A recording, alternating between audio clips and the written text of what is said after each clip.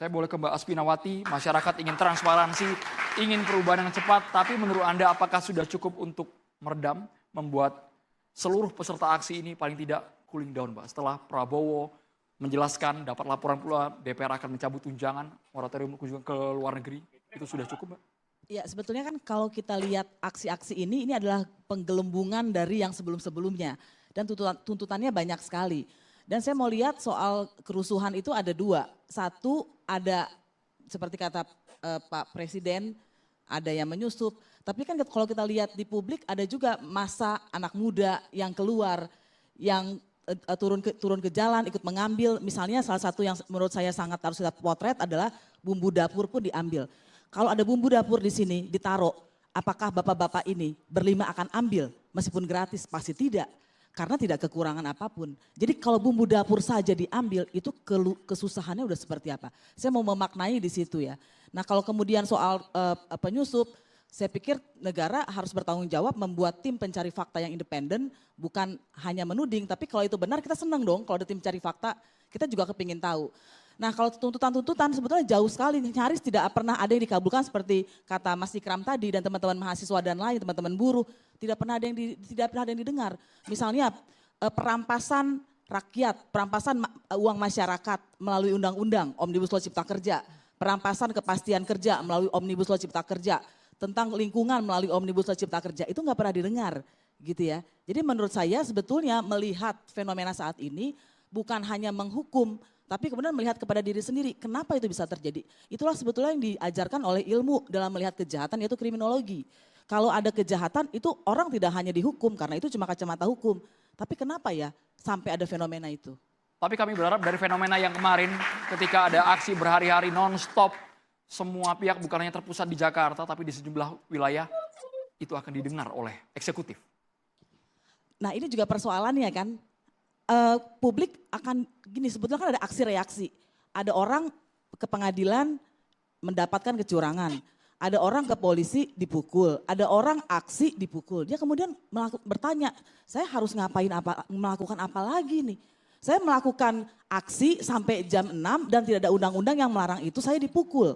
Saya pernah juga tahun 2020, 2019 harus lari-lari karena baru jam 4. Emang ada aturan di Indonesia? Emang ada undang-undang bahwa demonstrasi hanya boleh sampai jam 4, hanya boleh sampai jam 6. Apakah di Undang-Undang Dasar kita ada aturan itu? Kan tidak ada. Jadi saya merasa sebetulnya harusnya dilakukan pemerintah dan DPR itu melihat tuntutan yang lebih mendasar. Kemiskinan struktural, perampasan tanah rakyat, perampasan sumber daya masyarakat. Ketika ada anggota DPR diambil bumbu dapurnya kita ribut. Tapi ketika ada tanah masyarakat Indonesia jutaan, tidak ada yang ribut. Pejabat publik tidak ada yang ribut. Ada yang dibunuh karena mempertahankan tanahnya. Itu di mana-mana di tempat, dari NTT sampai ke Kalimantan. Tidak ada yang ribut, hukum tidak bekerja. Jadi rakyat diajarkan ini sebetulnya sama pejabat publik, sama elit politik. Bang Kodari, tidak hanya sebatas lisan didengarkan masuk kuping kiri keluar kuping kanan. Ya saya kira pasti pemerintah berusaha semaksimal mungkin ya untuk bisa memenuhi aspirasi masyarakat. Misalnya kalau terkait dengan peristiwa beberapa hari ini, tadi kita menyaksikan di depan bagaimana Pak Prabowo bersama dengan ketua-ketua umum partai menyatakan bahwa ya tunjangan perumahan dicabut. Saya kira itu merupakan suatu reaksi yang sangat konkret. Kunjungan ke luar negeri juga dicabut. Sebelum itu di dalam kabinet Merah Putih Pak Prabowo pun juga sebetulnya bekerja untuk meringankan beban-beban dari masyarakat. Ketika Pak Prabowo mempraktekkan atau menerapkan kebijakan efisiensi, itu kan sebetulnya ditujukan untuk memperbaiki kesejahteraan masyarakat. Bagaimana kemudian program-program yang ada itu langsung ke masyarakat. Dan ada banyak sekali program-program Pak Prabowo yang betul-betul ditujukan langsung kepada masyarakat. Baik itu terkait dengan MBG misalnya untuk meningkatkan kualitas gizi anak-anak kita, yang faktanya adalah 20% itu masih stunting. Kemudian juga sekolah rakyat yang betul-betul konkret sekali, membuka akses kepada mereka-mereka yang tidak mampu, yang tidak bisa sekolah untuk bisa sekolah dengan sebaik-baiknya. Akses kepada perumahan, baik mendirikan rumah maupun perbaikan rumah. bagaimana misalnya Menteri Perumahan Pak Marwara Sirait berusaha untuk mencari tambahan anggaran dari 220.000 rumah yang mau dibangun menjadi 350.000 rumah. Tapi sebelum masuk ke banyak Kemudian program itu dari KSP, Bang saya Kodari, kira sorry. ini harus dijelaskan, Mas. Karena Tolong dia- dikasih kesempatan dulu. Karena Jadi kami begini yakin juga sekali misalnya ya. DPR gini, hanya pintu masuk kita ya, bicara, Bang Kodari ya. Kita bicara mengenai apa ya? Mengenai rakyat, kita harus bicara mengenai program-program yang sudah dilaksanakan. Program Kita nyata jangan itu hanya semua. bicara mengenai opini-opini saja begitu. Jadi tidak benar kalau pemerintah itu tidak mengabulkan keinginan masyarakat. Saya lanjutkan lagi ya. Jadi misalnya kemarin 2-3 hari yang lalu saya datang ke Johar Baru bersama dengan Pak Menteri Perumahan untuk melihat hasil renovasi perumahan yang dilakukan oleh Kementerian PU bersama dengan masyarakat begitu. Jadi ada CSR dan itu adalah jawaban terhadap fenomena serakah nomik atau kesenjangan yang tadi disebut oleh Mbak Asfinawati. Bagaimana mengajak pengusaha untuk bisa berbagi dengan masyarakat. Saya pribadi melihat fenomena beberapa hari ini akar persoalannya adalah kesenjangan. Dan kalau ada masalah kesenjangan, maka orang pertama yang paling kencang bicara mengenai kesenjangan adalah Pak Prabowo.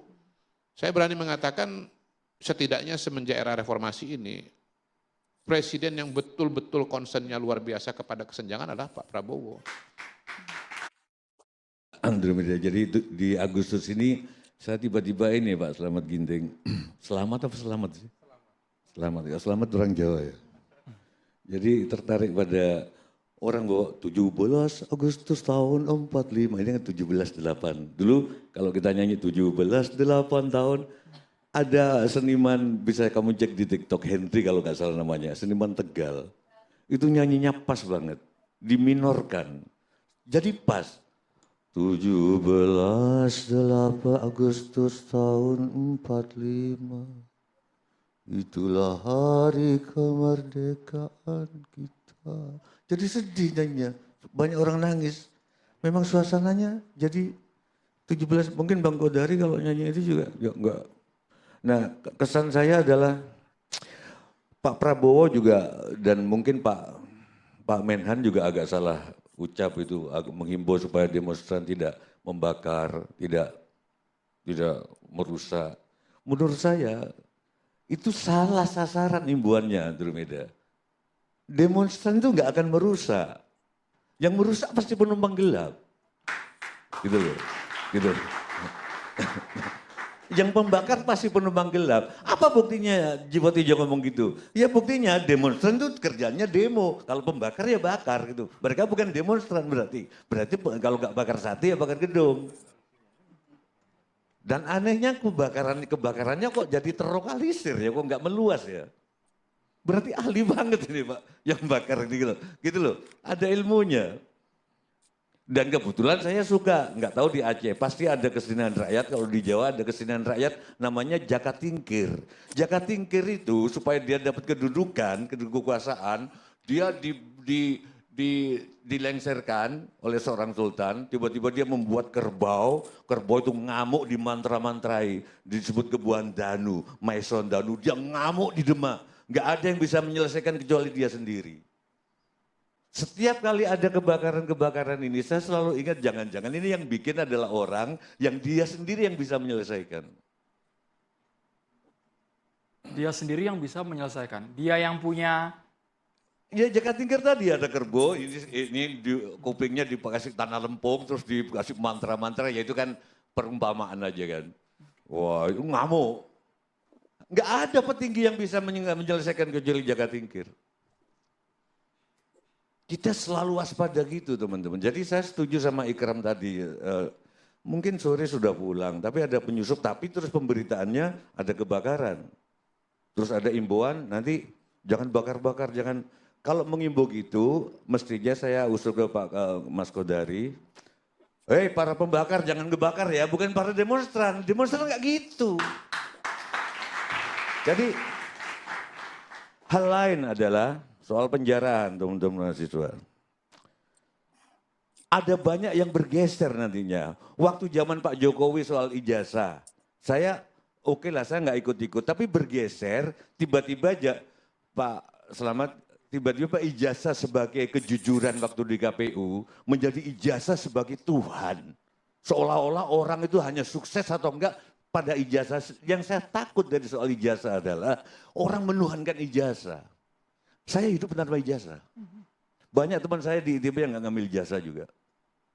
Saya takutnya itu. Nah, pada kasus ini saya berusaha Bu Mira untuk tidak melihat video penjarahan. Saya bukan ulama tapi saya ijtihad kalau penjarahan itu haram berarti melihat penjarahan itu haram. Saya berusaha skip, nggak nonton. Tapi tetap mendengar katanya ijazahnya Sahroni itu jelek gitu loh. Gitu 66. Terus nggak ada hubungannya orang sukses sama ijazah. Nggak ada. Setiap kali ikram, setiap kali melihat orang sukses yang aku tanyakan adalah dia pasti dalam hidupnya pernah mengambil risiko yang aku nggak berani ambil.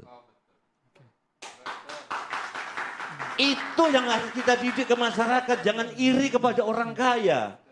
Saya pernah syuting di nggak usah saya sebut namanya, dia pengusaha batik. Di jalan utama di Solo. Rumahnya kecil masuk. Begitu masuk itu 2 kali lapangan bola. Pertama saya iri. Mas, tapi lama-lama dia pasti pada tahun 70-an, 60-an mengambil risiko yang Sujiwo Tejo jadi pengecut gak berani ambil.